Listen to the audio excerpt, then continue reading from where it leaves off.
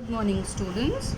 Today we are going to read the chapter 5, Jack and the Beanstalk, of your reader book.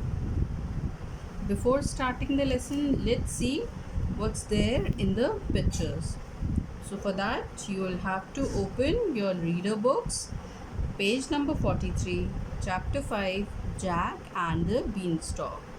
Now, here in this picture, we can see a lady who's poor enough, a boy, and a cow, isn't it?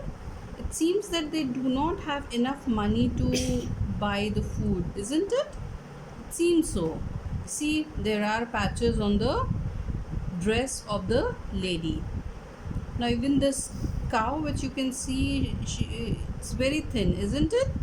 The boy is small, almost the age of yours, isn't it? Around 9 or 10 years. So I feel the story might be about these two people only, isn't it?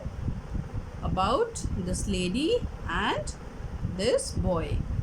Now, as it says, the story is Jack and the Beanstalk. Probably the name of this boy is Jack. Shall we move forward? So, before you read, take a pencil, take a ruler, and read along with me. Before you read, do you know that fairy tales are short stories for children which have magical creatures? Read on to find one such popular fairy tale. Once upon a time, there lived a poor woman who had a son named Jack.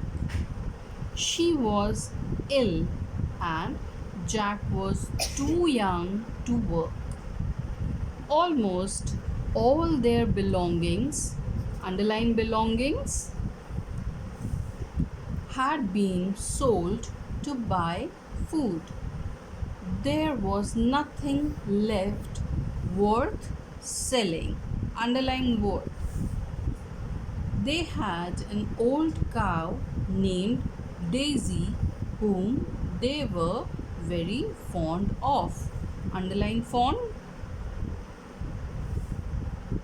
One day, Jack's mother, now she is Jack's mother, he is Jack, said, Jack, go to the market and sell our cow, or we shall have nothing to eat. Thus, the next day, with a heavy heart, Jack left for the market to sell their beloved Daisy. Now, this cow is Daisy. Now, here again in this particular picture, we can see a market place. Many people selling a lot of things, and too much hustle bustle. Too many people are there going here and there, isn't it? Here you can see Jack holding the rope of his cow, and he is talking to some people, isn't it? So let's read further. For some time he went along very sadly, but on seeing the hustle bustle, underline hustle bustle, at the market, he soon recovered his spirits. He stood in the corner and started calling out, who will buy my cow? A few farmers looked at Daisy and said, oh, the cow is too thin and old. Jack was very disappointed, underline disappointed. And as no one came forward, underline came forward, to buy his cow. However, he met a farmer at last who looked over the cow and was eager to buy it. Underline eager. Now, here in this particular picture you can see Jack talking to a farmer. Now this particular paragraph is talking about this picture only. Jack asked him, "How much will you buy it for?" The farmer said, "I do not have any money, but I have a handful," underline handful, "of magic beans.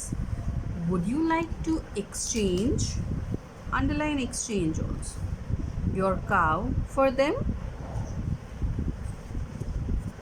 At first, Jack thought that the farmer was joking, but the farmer had a kind expression on his face. He said, "These are not ordinary beans," underline ordinary. "They are the most wonderful beans that were ever known," underline wonderful. "If you plant them tonight, they'll grow up by tomorrow morning and reach the sky." For some reason, Jack could not refuse, underline refuse,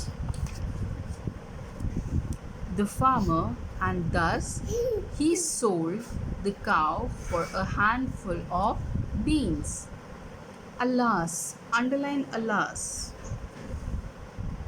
When he got home, his mother was furious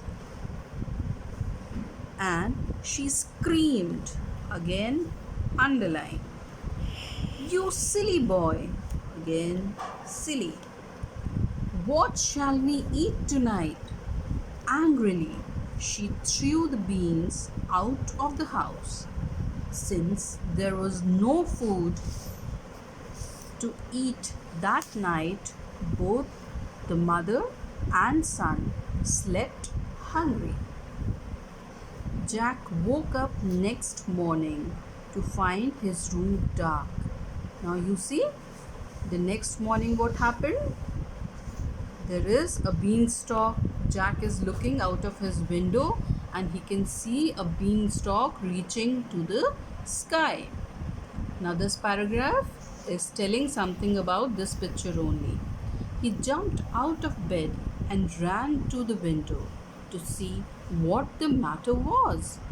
He observed, and although, underline although, the sun was shining brightly outside, but beside his bedroom window there was a giant beanstalk which seemed to reach the sky. He called out, "Mother, look at this giant beanstalk." His mother came to the window and said, "Of what use will this be to us?" "Chop it off." Underline chop. We can use it as a firewood. Again, firewood. Underline. But Jack did not listen to his mother's words and thought, "I'll just see where it leads to." Underline leads. With that thought, he stepped out of the window and onto the beanstalk and began to climb upwards. He climbed higher and higher till their cottage looked a mere speck below.